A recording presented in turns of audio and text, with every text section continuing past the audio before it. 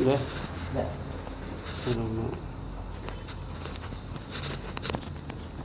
Baru dari awal. Ya, dari awal.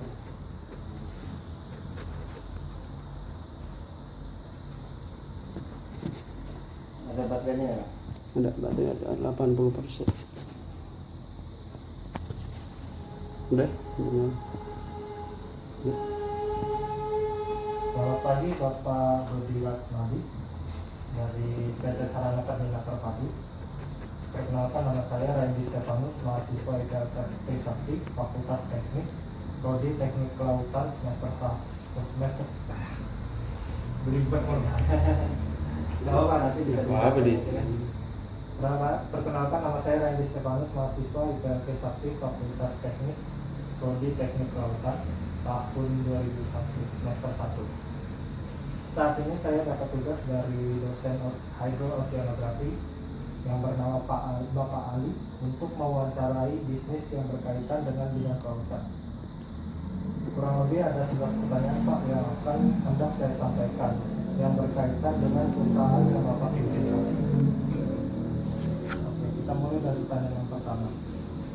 Pertanyaan pertama, bagaimana awal mulanya bisnis ini dapat dibangun Pak? Ya, kalau kita melihat dari sisi sektor logistik ya, ini logistik ini tidak akan pernah mati karena setiap orang membutuhkan baik pengiriman maupun penerimaan barang. Nah, salah satu delivery barang itu melalui transportasi laut. Salah satunya karena ke depan transportasi laut itu akan menjadi unggulan. Selama ini kita ketahui bahwa pengiriman barang dan sebagainya itu banyak melalui darat ya. Tapi kan kalau di darat banyak kendala. Misalnya sekarang jalanan sudah mulai macet. Walaupun sudah dibangun infrastruktur jalan tol misalnya. Tapi dari tarif ini cukup mahal. Kemudian yang selanjutnya apabila terjadi hambatan di darat, misal katakanlah seperti pernah terjadi jembatan yang putus atau ambruk sehingga jalur logistik tidak berjalan. Oleh karena itu, di samping hambatan tadi, kalau kelas melalui laut, tentunya hambatan seperti itu jarang terjadi kecuali misalnya ada bencana yang sifatnya luar biasa ya, tsunami dan sebagainya, tergantung alur pelayaran. Oleh karena itu, bisnis di transport laut khususnya pelabuhan itu sangat menjanjikan. Di samping alur yang cukup baik, juga barang-barang ataupun komoditas yang dibawa juga cukup banyak. Bisa dibayangkan dalam satu kapal berapa banyak barang yang akan dikirim atau diterima oleh si pemilik barang. Oleh karena itu, bisnis pelabuhan ini apa yang dilakukan di belakang adalah itu tadi, karena pelabuhan itu sebagai pintu gerbang masuknya baik itu barang gitu kan ataupun orang yang paling penumpang. Itu yang latar belakangi kenapa kita masuk di dalam bisnis ini. Untuk pertanyaan kedua Pak, kenapa memilih untuk berkutat di bisnis ini? Ya, jadi yang itu tadi pertama adalah jalur logistik ya. Karena intinya bahwa bagaimana logistik itu bisa terintegrasi dengan biaya yang murah, gitu kan. Kemudian dengan jumlah yang banyak, tentunya salah satunya melalui pelabuhan. Dan pelabuhan itu seperti tadi saya sampaikan, pelabuhan itu sebagai pintu gerbang masuk baik itu secara lokal atau regional maupun secara nasional maupun internasional. Untuk apa sih Pak visi misi dari bisnis yang Bapak bikin saat ini? Ya, secara company yang menjadi visi adalah menjadi operator pelabuhan yang terbaik. Kemudian misinya tentu saja dengan memberikan pelayanan yang efisien, efektif, gitu ya. Kemudian juga optimal. Itu yang menjadi misi kita. Ada masalah apa Pak yang ingin diselesaikan oleh bisnis? Setiap usaha pasti ada masalah ya, banyak masalah. Tapi bagaimana kita mencari solusi terhadap permasalahan yang ada. Misalnya untuk di bisnis ini pertama adalah mengenai angkutan barang, gitu ya, angkutan barang. Kemudian sampai seperti sekarang khususnya di pelabuhan Kemas misalnya, sekarang sudah harganya sudah tinggi karena barangnya sendiri sudah jarang untuk kontainer itu, gitu ya. Kalau ada pun harganya itu mahal. Nah, sedangkan bagi kita sendiri khususnya di tengah pandemi ini memang karena ini kita melawan satu keadaan ya susah untuk dikembangkan. Artinya bagaimana kita untuk survive. Tapi masalah yang signifikan yang dihadapi hampir sama lah semua operator pelabuhan, yaitu khususnya kepada bagaimana kita untuk menjadi marketing yang baik dan menjadi pelayanan yang terbaik itu saja. Karena persaingan bisnis ini cukup ketat ya, jadi pelayanan. Masalah yang signifikan sebetulnya secara fisik nggak ada, karena itu tergantung kepada pelayanan apa yang kita berikan. Yang selanjutnya, siapa target pasarnya bisnis ini? Ya, kalau khusus bagi perusahaan kami, tentu saja karena kita berlokasi di Dumai, ya, adalah para PKS yang bergerak di bidang perkebunan sawit, ya, perkebunan sawit karena Kalimantan Tengah ini komunitas yang mempunyai kebijakan besar adalah di sawit, ya, CPO. Itu pasar kita. Tetapi tidak menutup kemungkinan ada pasar lain, misalnya batubara dan sebagainya. Tapi tergantung lokasinya kan. Setiap pelabuhan itu memiliki karakter sendiri. Jadi misalkan Kalimantan Timur banyak pelabuhan yang bergerak untuk jasa pelayanan di bidang batubara. Kalau kami sendiri Kalimantan Tengah itu ya itu CPO. Bagaimana Pak promosi awal dalam mengenalkan bisnis ini? Ya, tentu saja sebelum kita membangun kita sudah sounding ya, bersama dengan pihak penyelenggara pelabuhan, yaitu Transjakarta dan KLP. Kita pertama kan dari awal kita mengurus perizinan dulu, ya. Mulai dari pengurusan perizinan itu kita sudah mulai mempromosikan kepada para pelaku usaha bahwa kita akan ada satu pelabuhan atau terminal yang akan melayani jasa bongkar muat khusus untuk CPO. Nah, ya, ini ya kita sosialisasikan tentunya, karena ini juga menyangkut tarif, gitu ya, tarif dan sebagainya. Kita biasa melakukan sosialisasi, ya, sosialisasi. Jadi promosi itu melalui sosialisasi. Yang penting adalah bagaimana melakukan satu pelayanan yang baik. Karena bisnis ini bisnis biasa, gitu ya. Yang terbaik itu adalah pelayanan. Untuk bisnis sejenis ini kan banyak Pak. Untuk menghadapi persaingan dengan bisnis yang sejenis ini gimana Pak? Ya itu tadi satu pelayanan. Sebagaimana kita ketahui ya bukan hanya bisnis pelabuhan saja. Katakanlah ya yang misalnya sekarang yang banyak terjadi masyarakat ya misalnya transportasi darat ya misalnya. Orang kalau walaupun nama besar tapi pelayanannya nggak bagus, si pelanggan atau supplier juga akan meninggalkan kan gitu. Jadi yang pasti adalah sisi pelayanannya, bagaimana pelayanan kita dilakukan bisa optimal, efisiensi dan efektif tadi gitu. Dimanapun bisnis itu pelayanan. Contoh kita ke pasar, banyak pedagang yang sama. Tapi kenapa orang suka di samping belum tentu harga yang termurah itu akan dibeli kalau pelayanannya kurang bagus.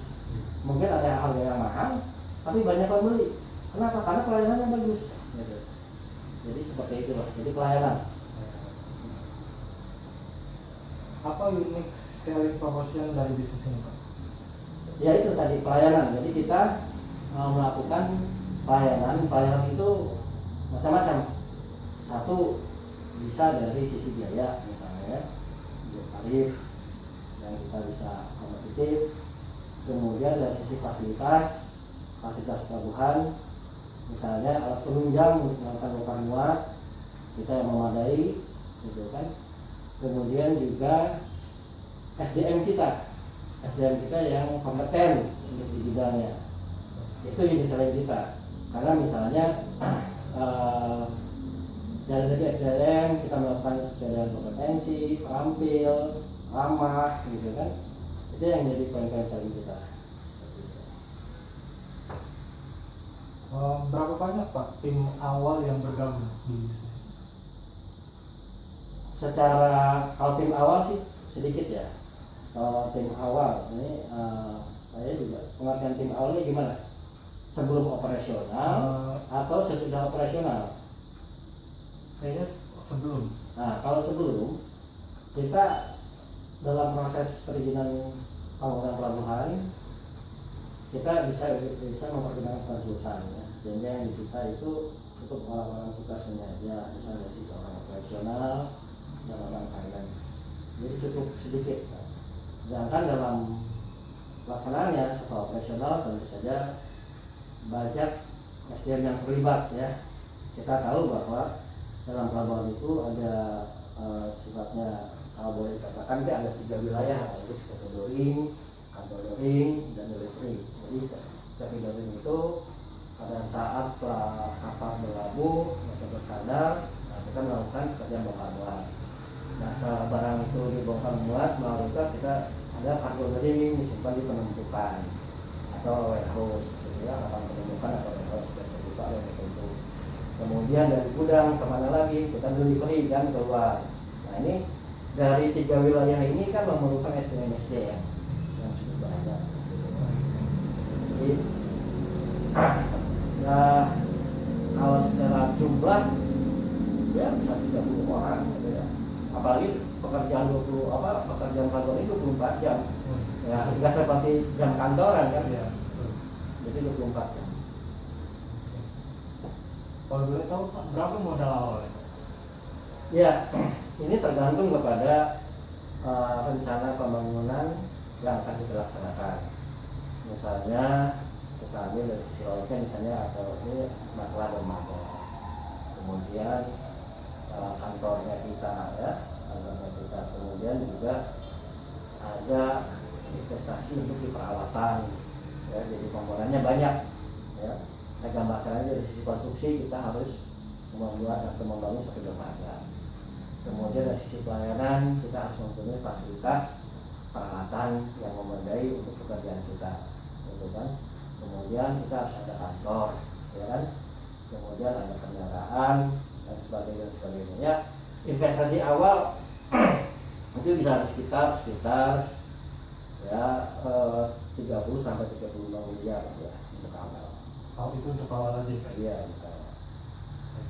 Belum lagi misalnya sekarang investasi di lahan, gitu kan. Iya. Nah, jadi minimal 35 itu sangat minimal dengan lahan. Ya, kita mengeluarkan angka kan harus ada reasonnya ya, untuk apa aja. Ya, tadi satu lahan, kemudian kita bangun dermaga, kemudian kita harus menginvestasi di peralatan yang menunjang pada kegiatan kepelabuhanan, ya.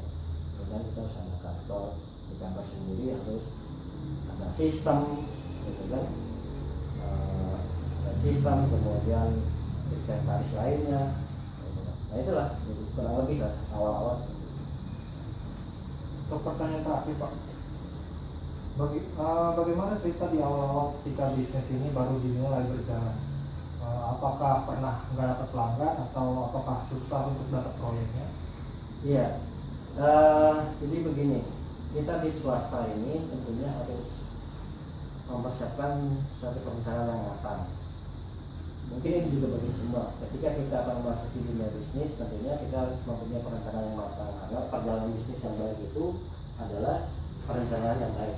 Nggak ada yang sukses tapi tanpa perencanaan. Saya belum pernah ada orang yang bisa berjalan itu karena perencanaan yang baik. Ya, itu tadi. Jadi kita melihat peluang atau peluang karena kenapa misalnya kita lokasi di Kumai gitu ya, banyak pelabuhan yang ada di sekitar situ juga.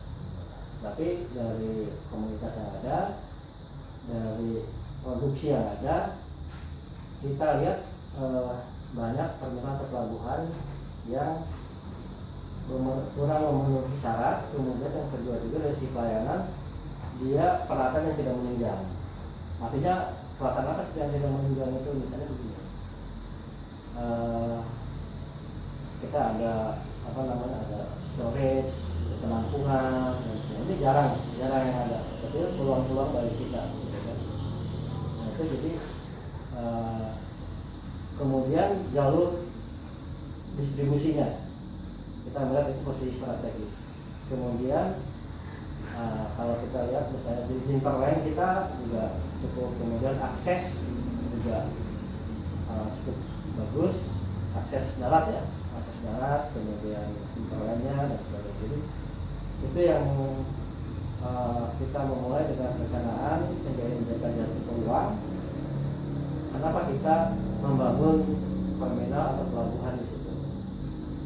Kemudian apakah susah untuk mendapatkan pelanggan atau mencari proyek, gitu ya? Kembali bahwa ketika kita bangun, kita sudah menggunakan sosialisasi. Ya, sosialisasi artinya kita melakukan satu promosi secara tidak langsung. Ya, jadi promosi secara langsung. Dan tadi artinya